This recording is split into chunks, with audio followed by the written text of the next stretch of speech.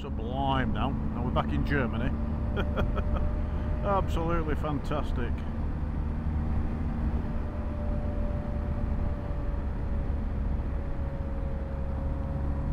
Yeehaw! Turning right shortly. Look at these bloody roads. B15 near... I don't know where I am, to be honest with you. Woo!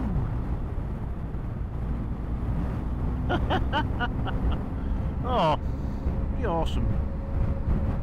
Turning right here, Helen. Neustadt. That's where we're heading towards.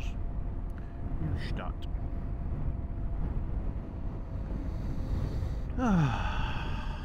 Oh, it was good while it lasted, that road. Check out where we are. Colditz Castle. Former Second World War prisoner of war camp. We are in. Whether we can get out, have a look.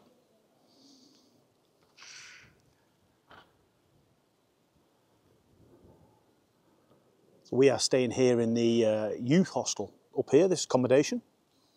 They've converted it to youth hostel. They're very basic rooms, 2 beds, shower, curtains, window to look out over on the 3rd floor. €150 for the night. That's for bed, breakfast and evening meal. But not too bad, not too bad. So we're just going to go on a little bit of a tour now around the museum and take you guys with us. Let's go and pay.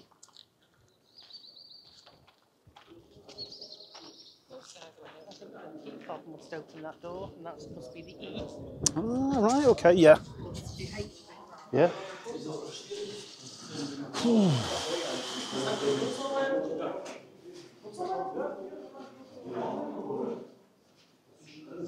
Ah.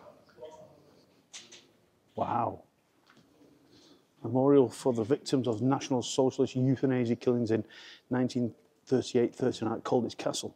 Yeah, I believe this castle took on many different roles over the years. It was like a mental institute and stuff like that, wasn't it? As well as a prisoner of war camp. Yeah. Have a look. Oh.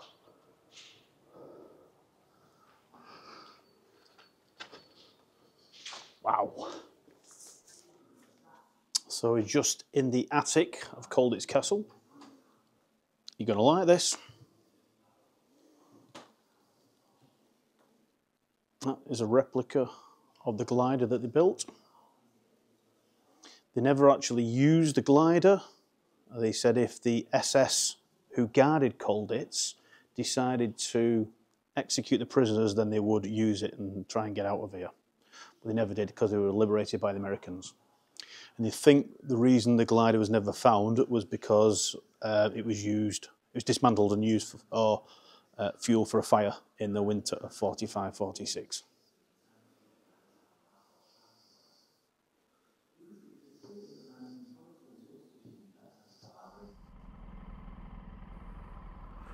Well, that concludes our fantastic stay at Schloss Colditz.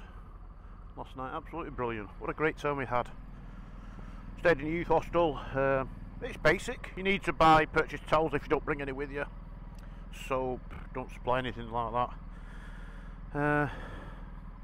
Evening meal was what? Pizza and a few bits and bobs, wasn't it really? Breakfast was cereals, hams, cheeses, coffee, apple juice. €150 for the night. Great. Free parking as well in here, safe, secure parking, because you lock the gates at night time as well. Give you a key to get in after 10 PM. And the museum's just there. Definitely worth going in there. €10 each with the little interactive iPad things you go around. We're in there about, must have been 2 hours in the museum going round. Definitely worth a visit though. And then yesterday it was Man's Day in Germany, so we went downtown. We stumbled across these drunken Germans, and there was an expat there, wasn't there? A guy from Preston, Mark. Started talking to him. We're all a bit drunk. A couple of them started fighting, didn't they, in the toilets, and then the woman shut the bar. So yeah, but a cracking night. cracking night. So today we're going to a place called Regensburg, 215 miles. And then tomorrow Burchch Garden, down to Bavaria. Oh yeah, what a fantastic stay. Yeah, fantastic.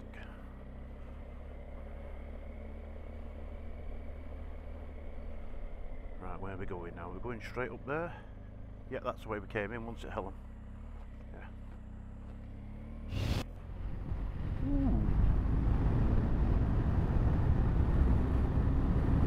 And again, I'm on the Dunlop Trail Max Raids. Absolutely fantastic tyre in the rain, in the dry. Great. Just a little bit soft, only getting 4,000 to 4,500 out of the rear. The front's got about 7,000 on it now.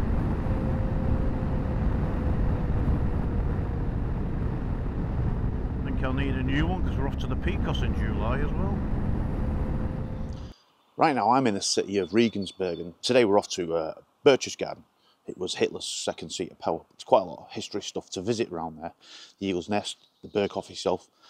There's the museum, there's the tunnels, and Albert Speer's house still stands there. We're going to have a nosy at stuff like that. It's not a memorial, it's just military history. Fascinated by that. But we stayed in Regensburg last night, and on our way into town, we came across something, and I want to show you because I think you might be interested in this. I'll need to read it from my phone though, so turn around and I'll just show you what it is. So these here is what's called the Stolperstein project, initiated by the German artist Gunter Demnig in 1992. And it aims to commemorate persons at the last place they chose freely to reside, work or study, before they fell into the victim to the Nazi terror. So what it says here is Matilda Newhouse and Mina Meyer, born 1869 and one at 1870, and they were deported through Theresienstadt concentration camp and basically murdered on the 26th of the 1st, 1943, and the other one was on the 15th of the 10th, 1942. And these were placed outside the last known residence here. And there's about 90,000 of these all around Europe. So if you're ever in your travels, have a look at them. Have a look for them. There's some more down the road there as well. And there's some more a little bit closer to the hotel. Yeah, Stolperstein, stumbling blocks or stumbling stones. Yeah, quite interesting. Right, it's going to go and pack up the bikes now, and as I say, it's about 165 miles to Burchch Garden, and we've got a day off the bikes as well to go exploring. Ready? Hang on, are you all clear? Yeah. Go on then, you go. I'll follow you. Ho, ho, ho. Oh wow, this has well exceeded my expectations. This is absolutely stunning.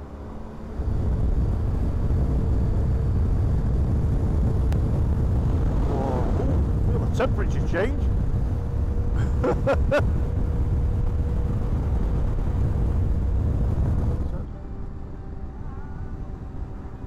Now I have to come back up. Oh, I don't want to interrupt the flow of the ride. I just don't.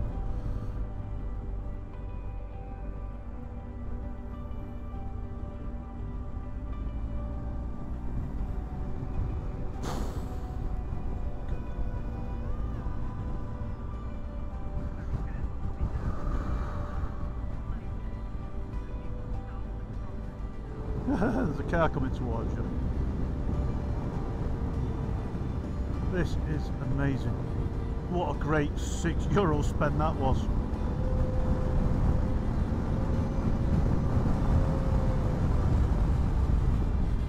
be nice if we knew the road better, but I don't know it, so.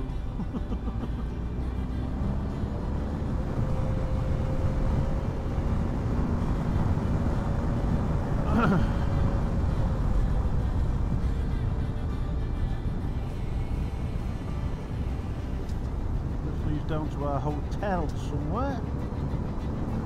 2.8 miles away. So, right.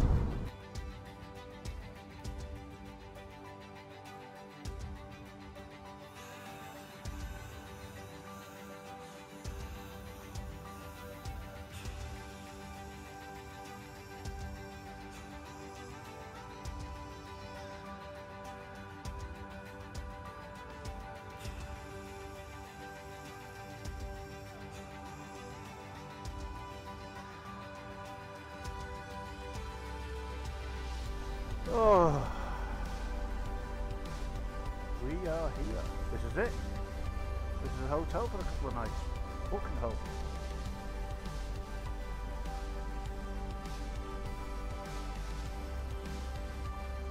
Sunny motorcycle parking.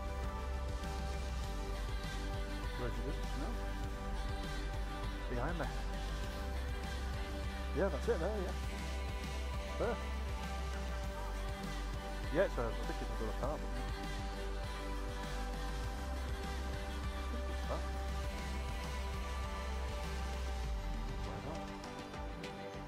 Oh, just come down from where we're staying in the hotel. I had some scran in the Hauptbahnhof. Is that right? Train station. And that train station was built for Hitler. Look at the views though. Anyway. But I want to show you something. Follow me.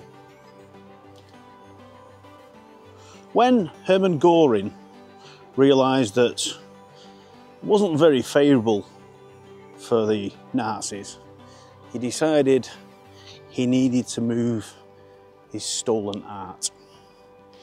And he decided it needs to come down to Berchtesgaden. So it came down from the north, a lot of it, there's probably more.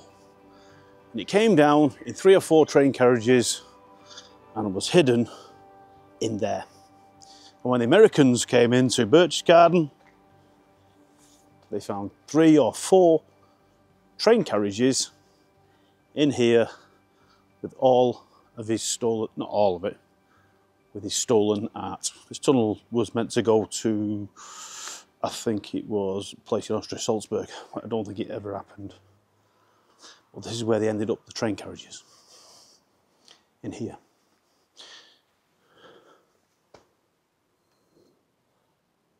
They're not there anymore.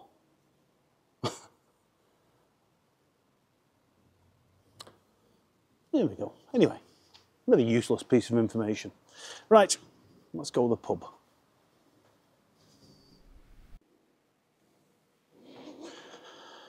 Ooh. Day off the bikes today in Berchtesgaden, so we're going having a nosy around the bunkers that was under Hitler's Berghof, as they found out that they weren't too far away from Allied bombers, so they needed to protect themselves. Let's go and have a look.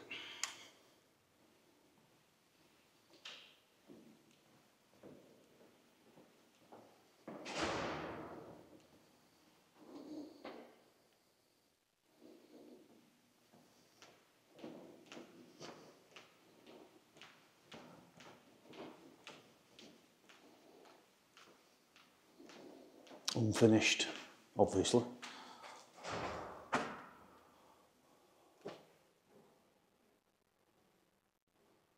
So these tunnels went under Hitler's Berghof, under the Hotels am Türken, Martin Bormans' place. I think Göring had his own tunnels.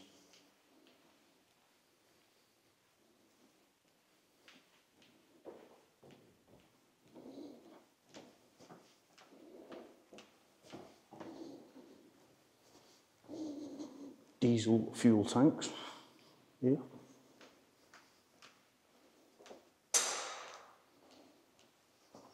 Generator hall. 2 generators stood in this hall to supply emergency power.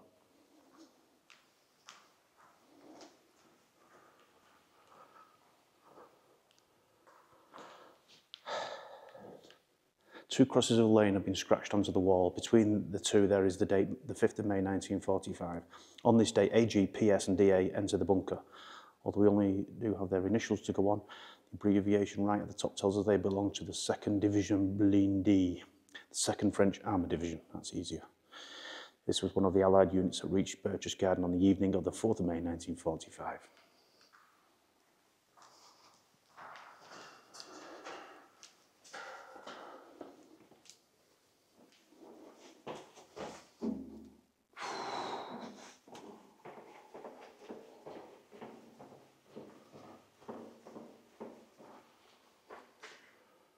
Kitchen and storeroom. Document archive.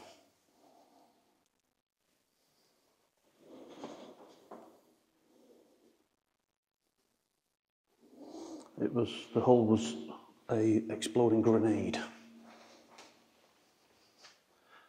Party Chancellery Office. That's a safe, that. Gas lock, oh, that's what it was before. Toilets. This shaft leads not up to the surface but deeper underground. That is why it is called a blind shaft. It connected the bunker of the Hohe Gold guest house with the Burchch bunker, located 35 metres down. Originally there was a makeshift wooden staircase here, but it's rotted away over the decades. Don't drop my camera.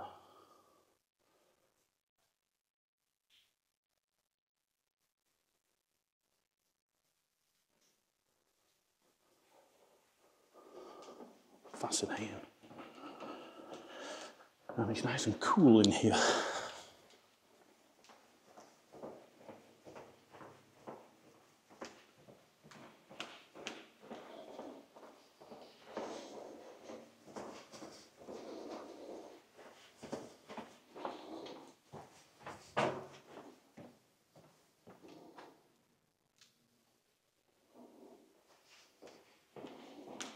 And back out again. Hope you enjoyed that little tour.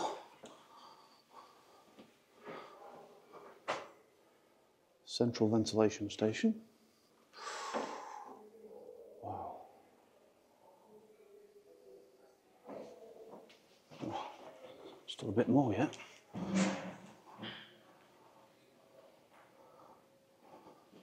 Debris tunnel.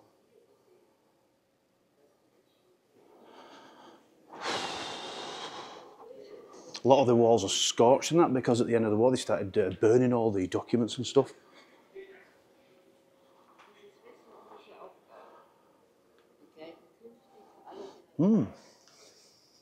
Excellent. I am impressed. Go and get a coffee. Well, what a beautiful day for a walk. I wonder what we're going to come across today. Very fascinating, that museum we've just been to. But what's this here in front of me? This looks interesting. I wonder what it could be. Let me show you.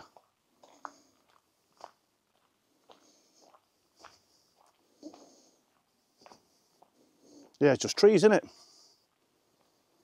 What about that there? It's all this concrete. I'll tell you what that was, or is. This is the rear retaining wall for Hitler's Berghof, the house. I'm stood, I don't know, maybe in the kitchen. I think Helen's near the front room. Yeah, so this is the actual site of the Berghof. They kept the rear retaining wall because of the hill. Down here, if you dug all that up, there's an entrance into the tunnels that we've just been through.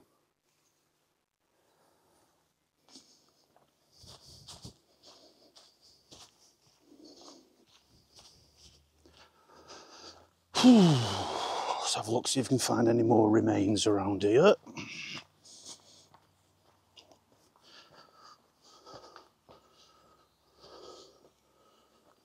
There was something, wasn't there? Yeah, that was it. That was the corner. Yeah, I think that's a road there. They used to come in on. There's some steps up here somewhere, part of the road there. There's an emergency exit for the one of the bunkers down there. I'm going to go and find that in a second. I didn't know that was there until recently. And there's more remains here. They got rid of this in 1952 because too many of those idiot neo-Nazis and stuff were, you know, making it as a bit of a shrine and what have you. So they said, no, get rid of it. But tourism is massive up here now in the Obersalzberg area. You know, because it is a beautiful area. It really is a nice area. Look down here. What's this here? Maybe part of the driveway. Yeah, there you go. The Berghof.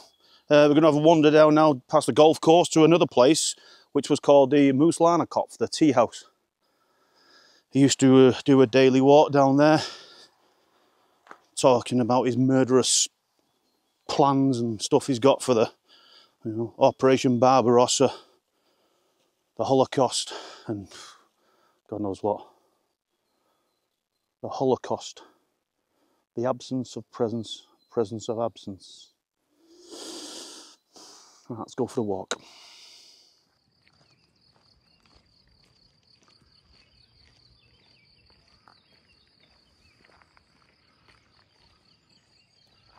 Not too shabby, eh? Not too shabby.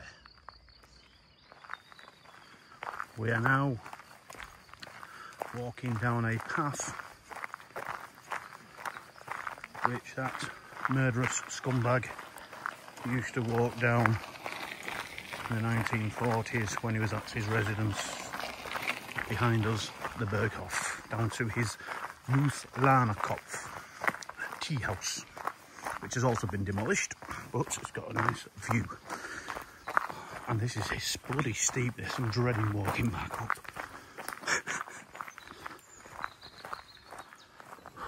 Finally made it, that mile and a half downhill to a place called Muslana Kopf.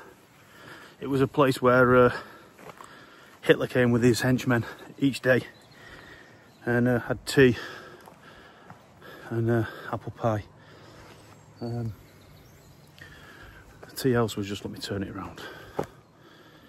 Tea house was behind me here on the hill, and then the views.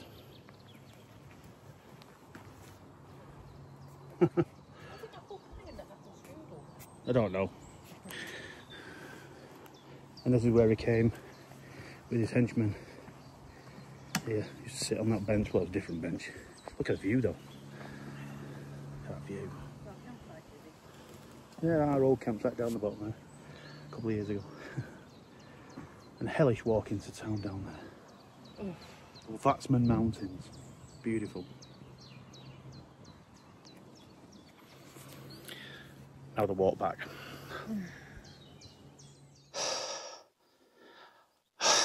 I am blowing out my backside. Not that you want to know that. I've been trying to find some Martin Bormans underground bunker, and I've found it. Let's go.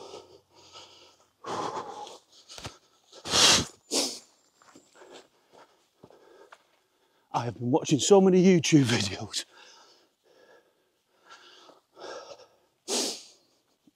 This was his bunker. Oof, loads of midges. Hello? Are you in there, Martin? Yeah, bar steward. Martin Bormans escape bunker, guys.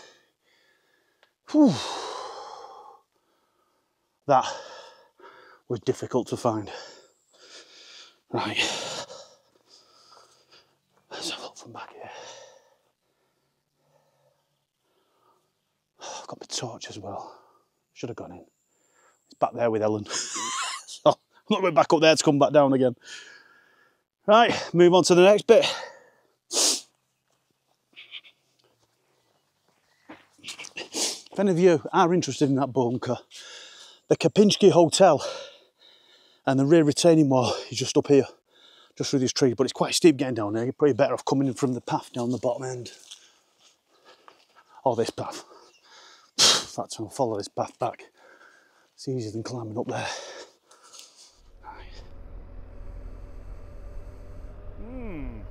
It's coming down from the Obersalzberg area, the documentation station and what have you. And I mentioned about Albert Speer's house, and that was his house there, and that's his studio, the red. We need to go up, don't we? There's anything behind us? Right, let's go up. Let's go and see where Speer's house was. Another horrible bar steward. Yep. Bloody steep, this.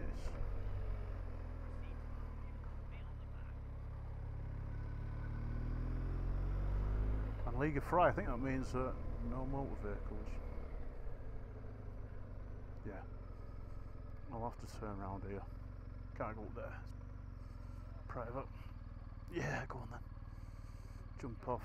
Yeah, that's Speer house in front of us though. You're alright, Ellen, jump off.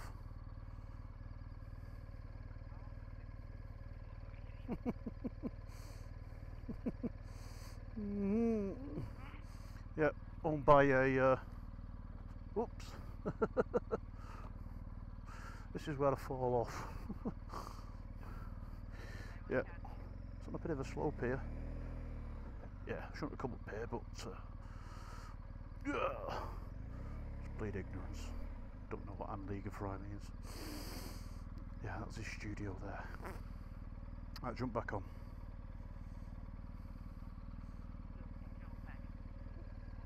Oh, bloody hell. I'm not used to carrying pillions. I'm not used to carrying pillions. We should have said we'd go down on one bike. So, he's not bothered anyway, that bloke there. Yeah. So that was Speer's studio. And the house. And a little bit of comedy in the middle. That's all I can afford around here, I think. That little hut there.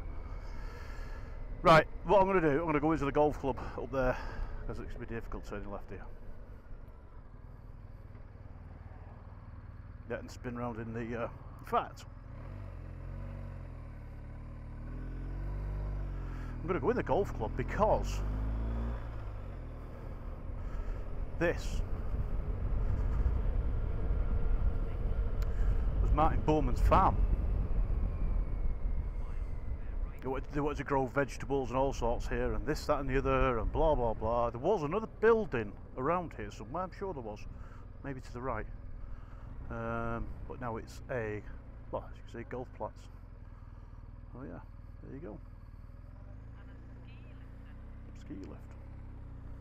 Right, we're off to Koenigsee now to chill out for a bit.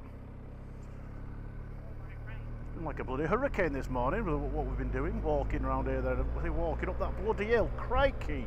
Hill? Whew. See, can't see much. Oh, we're alright. Right, there we go. Just arrived at Koenigsee for a boat trip down this stunning lake. Is it King's Lake? Koenigsee? King's Lake, something like that, yeah? Absolutely hammered the car park, but it's just got straight in the queue in, straight in the boat. So, happy days. About 35 minutes, I believe, for us where we're going to St. Bartholomew or something like that. Lovely little place. Yeah. Right, let's get going. Got off the boat now and just having a nosy around the first stop. You can carry on if you want to. Another 20 minutes.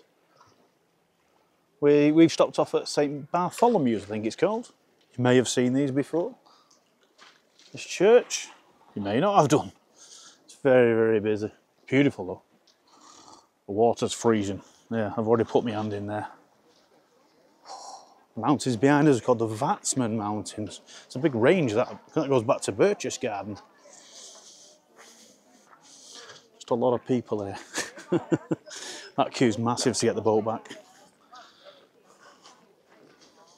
Beautiful place, well worth a visit. Another one, Koenigsee.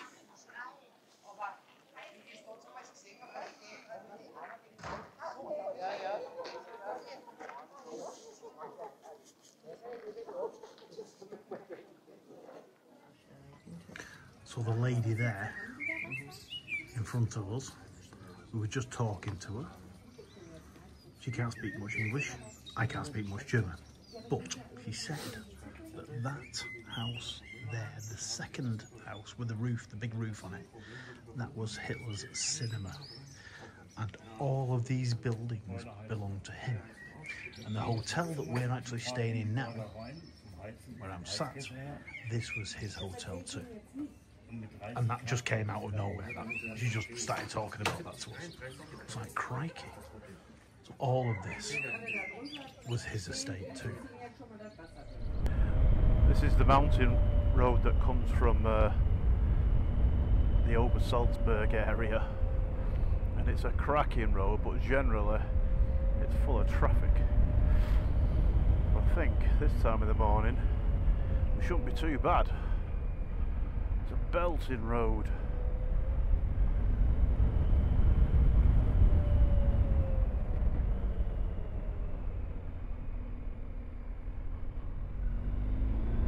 You there, Helen? Golf course, ski lift. This is nearly as good as the Rossfeld Panoramastraße, yeah.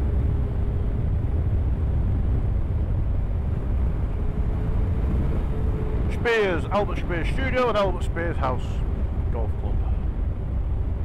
So you get up there, but it does say no vehicles when you go up there. I had a quick look yesterday.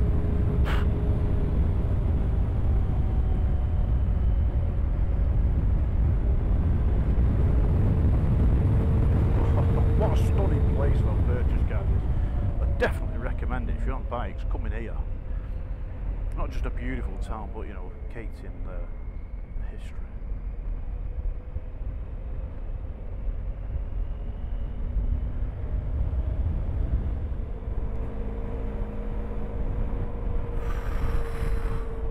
And if you're interested, this is what's known as the German Alpinstraße. You can tell you're on it because you'll see on the signs like a yellow Edelweiss on it. It used to say German, miles away, wrong gear. It used to say on the German Alpinstraße, but they've changed it now. Last time I was there, it's got the little white flower, the Edelweiss. Cracking road. Apart from when you've got 4 million cars in front of you.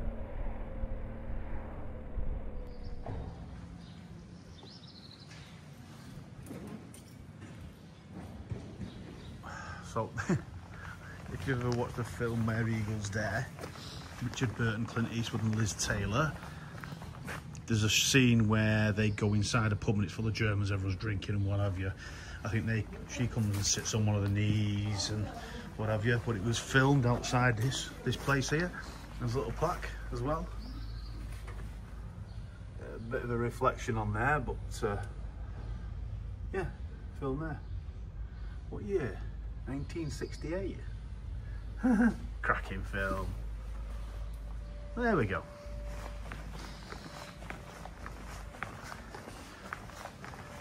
Today's point of interest. Beautiful town called Lofer in Austria. Oh, what you buying now?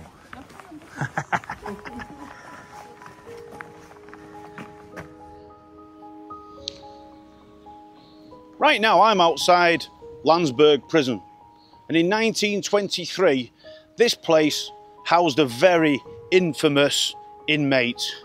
His name was Adolf Hitler, and the reason he was sent to prison is because he tried to overthrow the government in what was known as the Beer Hall Putsch. He failed miserably, and quite a few people were killed in that. He was sentenced to 5 years, but at the 5 years he only served 11 months of good behaviour. After the war, the Americans took control of this prison, and inside then it took on a different role. It housed Nazi war criminals, and a lot of those Nazi war criminals were executed in the prison here, mostly by hanging, but a few were shot, and they are buried in the cemetery behind the prison, in what you could say is the world's most evil cemetery.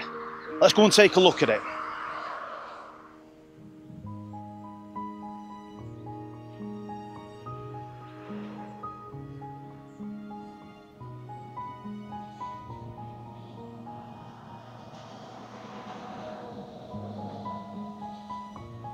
275 to 300 in here.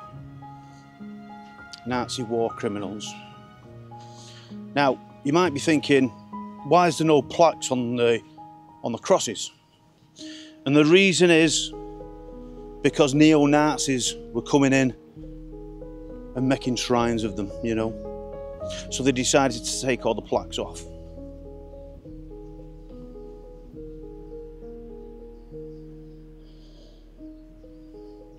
I'll give you an example of one of the Nazis who was in here. Otto Ollendorf. He was part of Einsatzgruppen D, responsible for the execution of 90,000 Jews. He was hung in 1951. Paul Blobel, Einsatzgruppen C commander, massacre of Babi Yar, 33,000 Jews near Kiev. In total, he was personally responsible for 60,000 Jews. He was hung in the prison in 1951.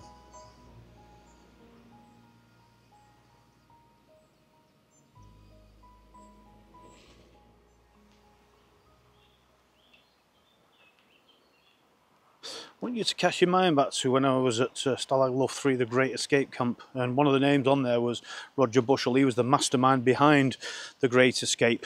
And if you remember the film, Richard Attenborough and Gordon Jackson, who played MacDonald, he was the what do you call it, intelligence type guy or something like that. And as they were getting onto the bus, the Gestapo officer said to them, "Good luck." Yeah, you remember it now? Well, Roger Bushell was executed, but MacDonald, if you look at the 50, he wasn't. So I don't know what, he ended up going back to one of the camps and that. But Roger Bushell was captured near Saarbrücken train station. And there's a memorial. We are right by Ramstein Air Base. And it was here, on this spot, on March 29th, 1944, the Gestapo executed 2 airmen who took part in the Great Escape.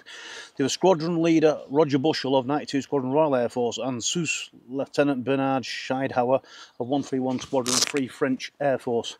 They had escaped from Stalag Luft 3 in Zagen in present-day Poland on the night of March 24th, 25th, but had been recaptured at Saarbrücken railway station. They were being transported by car along this road, which was then the Autobahn to Mannheim. These blocks of stone are the remains of the bridge that once crossed the road at this location. The car stopped behind the bridge, at which point the 2 men were told under pretext to get out, and they were shot. Yeah. Yeah.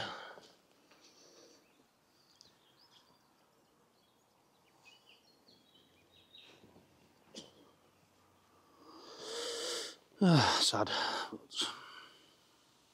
Turning right. Oh, what's that? In here? Bloody hell. Oh my god! Look at this!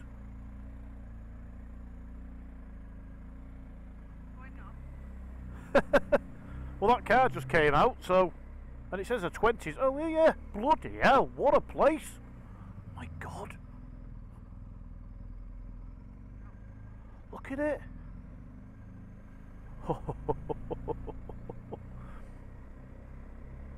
Steve Sherlock was right. So it's bloody nice. So it's lovely here. Crikey, he's not wrong.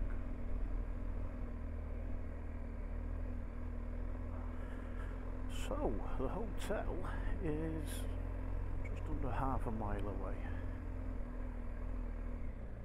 I'm going to change mode. I'm going to put it to road mode because my suspensions. I think. I'm just going to stop my motorbike, mate, and give you a few quid. 130 yards to go.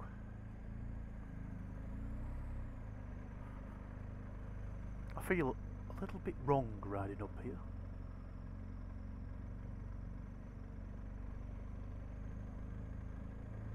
Bit naughty.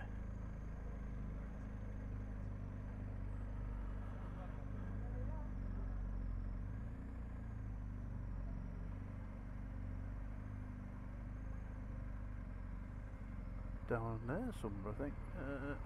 Yeah. Left. Bloody hell. Just keep going down and see if you can find the hotel. Ah, Eisenhut. There it is. This is it up here. I could have done without the roadworks.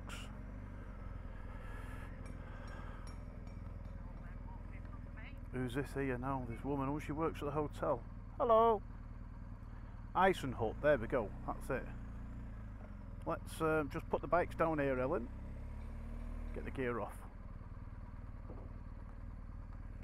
We are here.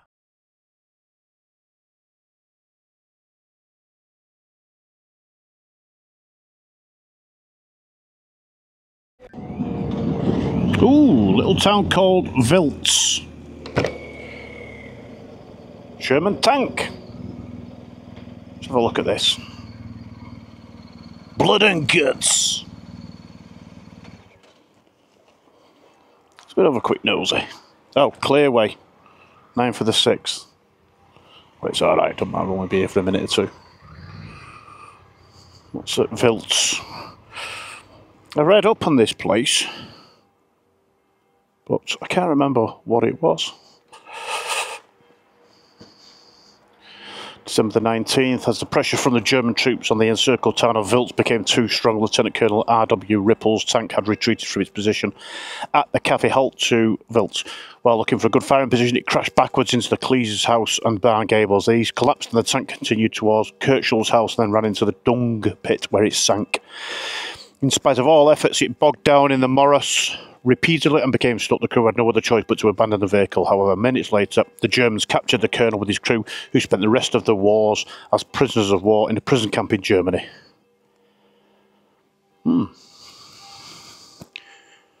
Pictures of the tank there.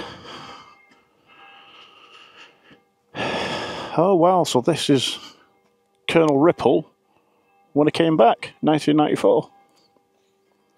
Restored his tank.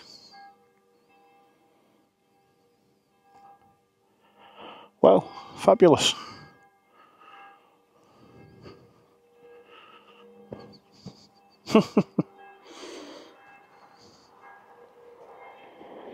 That's great.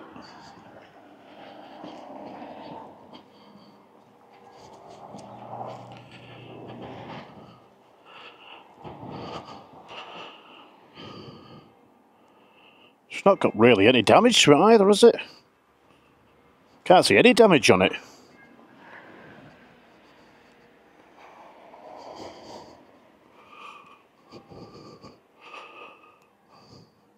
Very lucky crew then.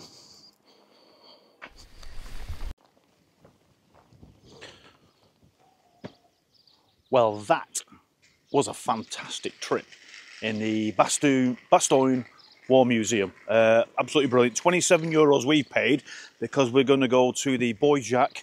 That's fenced off now, so you need a ticket to get in there. The Bastogne War Museum and the Bastogne War Rooms as well. We're going to go and take a quick look at the Madison Memorial. It's a big 5-star shaped thing just over there, and I'll go and have a look at that and show you. But well worth it. Really, really excellent museum. Just a bit busy though. Just a bit busy. I mean, if you look at the car park now, it's rammed already. We got here about 10 o'clock, and it was quite slow progress. But not a problem, like, you know what I mean? Walking around with the oldies and that, and they got some quite good interactive stuff as well. But definitely worth a visit. Cafe's not too bad either. It's like €6.50 for a soup and bread, you know. So yeah, good. It was really, really enjoyable. Better than I expected. Helen enjoyed it as well, so let's go have a look at it. Unfortunately, we can't go to the top of the memorial.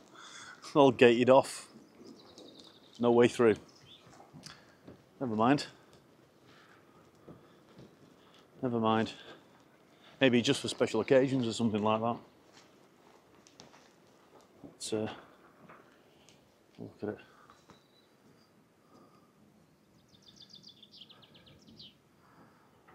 Anyway, we're going to go to the Bois Jaque now, the woods where the band of brothers were dug in through December '44, where they had quite heavy casualties as well. I think, and so did the Germans.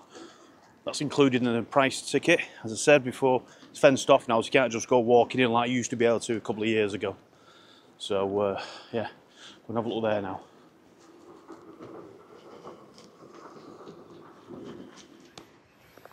Right, guys, I've got another belter for you. I am now in what's known as the Bois Jaque, and it's the woods where Easy Company of the 506 Parachute Infantry Regiment dug in. More commonly known as the Band of Brothers, yeah? Remember Malarkey and all them, yeah? Let's go and have a look at some of the foxholes. Tell you a little story about one of them.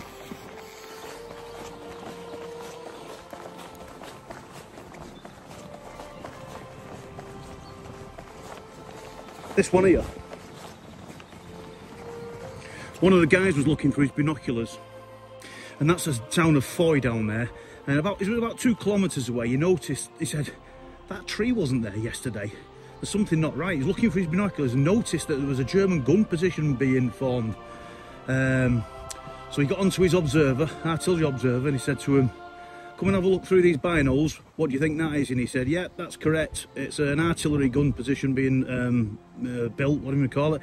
And I'll go and get our guns now and neutralise them. So he got the 105mm guns and neutralised them 2 kilometres away there.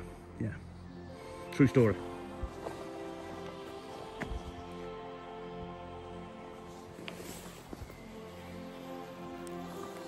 Do you like that? Stick with me, guys. Good.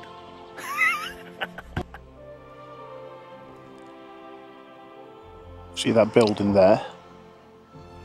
And this one with a diamond on. Yeah. Check that out. A diamond. That roof there. First aid. Horse. Soldiers. In this corner here. One Jeep was parked in the between those 2 buildings there. Now the church. 3 windows. Bikes parked here.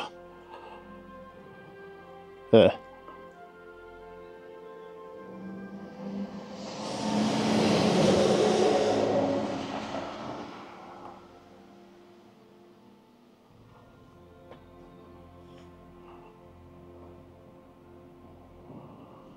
I wonder if that's that house across the road there.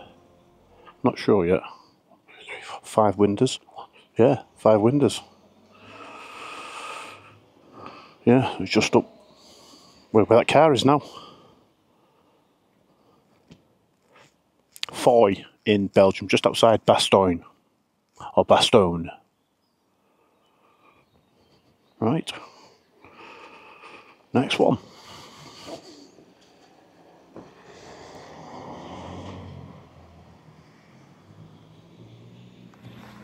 Just another Friday in Belgium. What you do? What have I got?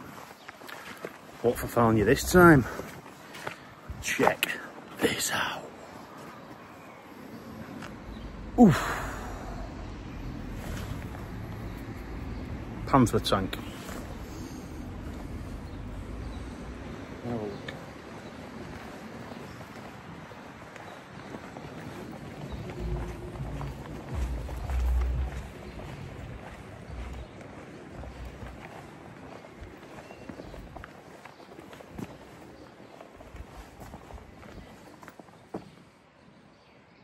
Pretty cool, eh?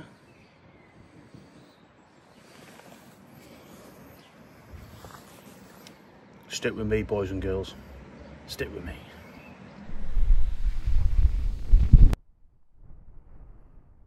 So we left Bastogne yesterday up to Ypres, just to have a nosy around here, ready to catch the ferry back home. End of tour, soon past that 2 weeks. But I just wanted to bring you somewhere before we left. Last little bit. I hope the bike stays upright in this wind. To this place, Lone Tree Crater. In the spring of 1915, the British already made plans to recapture the ridge and straighten the curved Mazine salient. British and Canadian miners known as clay kickers dug a tunnel into the flanks of the hill measuring 521 metres long and 26 metres deep. At the end of the tunnel, directly beneath the German positions on the hilltop, lay a chamber filled with 41 tons of ammonal in the heavy clay. General Plumer's plan, executed by a 2nd British Army, involved detonating no fewer than 26 mine charges simultaneously between Hill 60 in the north and Plug Street in the south. On June the 7th, 1917, at 10 past 3 British time, the ridge trembled as 19 mines went off one after the other, the largest explosion ever created by humans became a reality. For the first time, the Catholic 16th Irish Division and the Protestant 36th Northern Irish Ulster Division fought side by side in this sector. With new weapons such as tanks and carefully thought out tactics, they succeeded in capturing the hills around Bushell. Can't pronounce that. A lone tree was the only recognised landmark that was left.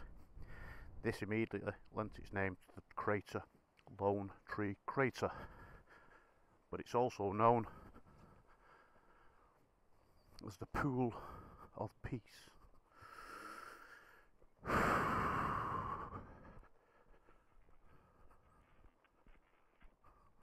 Pool of Peace.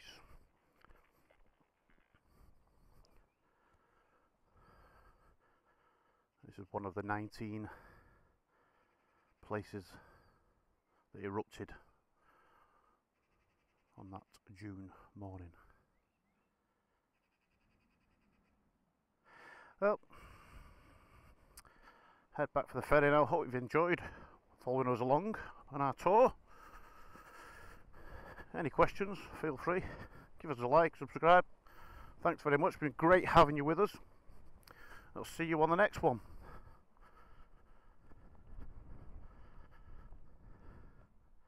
Take care.